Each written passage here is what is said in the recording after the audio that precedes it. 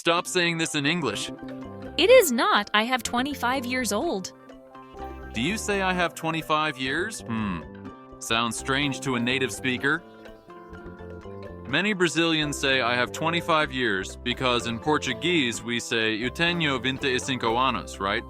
But in English we don't use have to talk about age.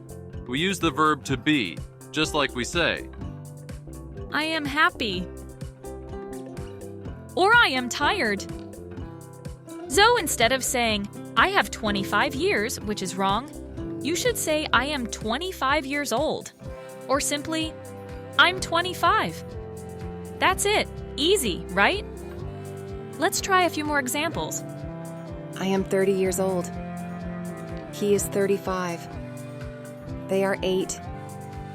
Another common mistake, saying I have hunger. Nope. We say I'm hungry. So remember, the correct is I'm 25 and I'm hungry. It is not correct to say I have 25 or I have hunger. Did you used to say this wrong? Be honest, tell me in the comments and let's fix these together. Like this video if you have learned something new, and don't forget to subscribe for more quick English tips. Bye-bye!